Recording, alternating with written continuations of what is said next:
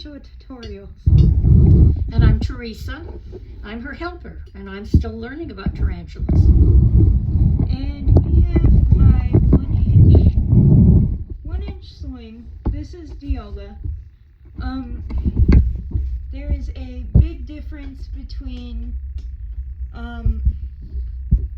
1-inch sling and teeny tiny little slings. The first thing is care. What do you house them in? This is Dioga's enclosure.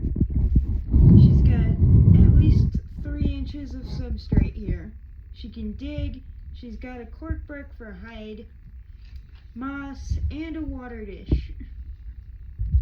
Let's turn it this way so they can kind of see. Please don't hold it above the tarantula. Right. Because I don't want you to squish and kill my tarantula. No, I wouldn't want to do that. I'm the one who gave her to you. Is this a practice video?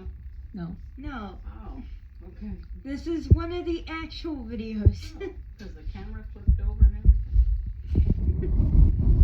Well, we have lots of bloopers because we're still learning. I have her in a cheap critter keeper with cocoa fiber, like what I did with Everett in the other video. But here she is. I'm gonna get her to walk. Here we go. Just stroll. But this is generally how they walk. And this is normal if they're exploring an area. She's gonna find this corner and just sit there because that is what a tarantula does, is they find dark hidden places or an area where it has a wall that they will hide against.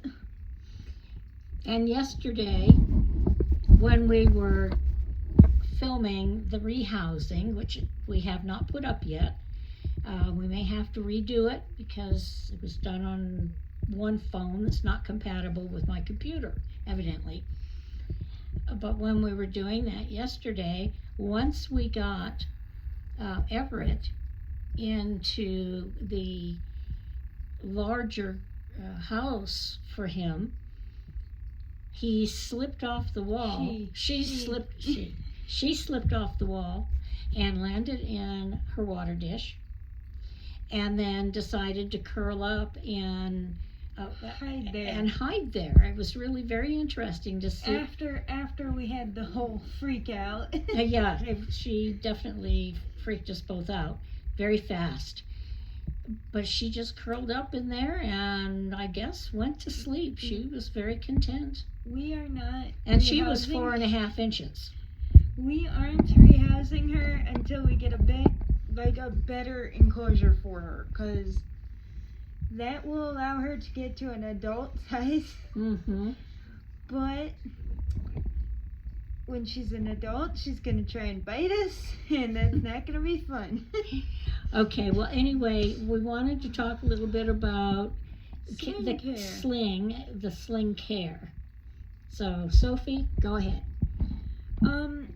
If you look at Dioga here, we name the tarantulas. Generally, if you feed them about as much as their abdomen will hold, then that's considered a fat tarantula, and you don't necessarily want to make your tarantulas fat. So what you do is you give them a little bit less than what their abdomen size is, but more like their head size. So then they're much more... See if I can get a close-up here so you can actually see that. So there's the abdomen, which is pretty small, but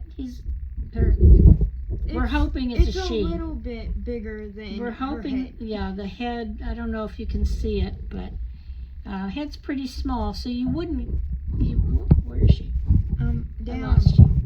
Farther. There. The head is pretty small there. Oh no. But what we're doing here is making sure that she doesn't get fed something that might be too large, that would frighten her or be difficult for her to eat. Bring the glass thing over here a little bit. Okay. A little bit Careful, closer. don't. It's just so we can get some better lighting on her. She did not like me moving her. It's because Find her. they can vibrate. They can feel The vibrations. vibrations. You can see the little tiny, what do you call them? The hairs? Hairs. The little, yeah, those These little tiny on hairs. the abdomen, if you've seen, she's kicked off quite a few because we've been messing with her too much. No, stay. Stay. Stay. Yes, I see. I see that you want to be stubborn. I'm keeping her here. Okay. That's what's going on. That's why there's a huge Yeah, she's getting mad. There's a disagreement here.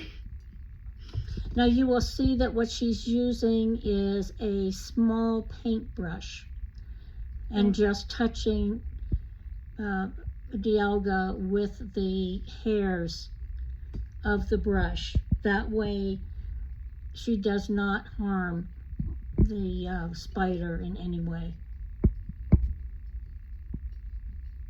If you notice, her abdomen is kind of dark because she's going into a pre-molt stage. But she is a 1-inch sling. And generally what I would feed a 1-inch sling would be a fairly small dubia roach nymph or a mealworm, depending on what you feel like you can feed them. No, get down. Get down, please. No, she don't. just seems to like this particular side and she wants to get out. Okay, okay, unnecessary handling. Yes, we are doing this now.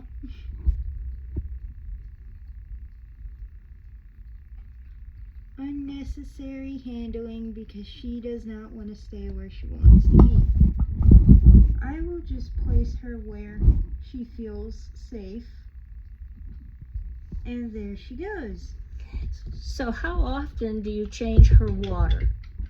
I only really water her once a week, depending on if she's out or if she's in pre-molt. I will water this one corner, mainly because you don't want to make their whole enclosure wet. You just want to make one area wet, so that's where they're going to go to get water. And then this cork bark, the reason it's placed close to the water dish is so then if she loses that area or that site, she can just follow the edge of her cork bark and find her water easily. Okay, is there anything else in their care that, in caring for them, that you need to be, or the public needs to be aware of? Occasionally you'll have one tarantula be a little bit too big for the old enclosure, so you will have to move it to something a little bit bigger with a lot of substrate. I've noticed my Agenix love deep substrate as slings. My bigger one, my male, Glaceon, he used to dig a nice burrow out, and he doesn't anymore. But she has that same tendency. She'll grab up any dirt from the back of her hide to fill up the top, or even bring out here and dump on the moss.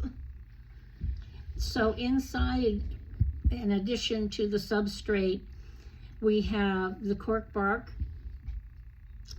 and then a little bit of moss.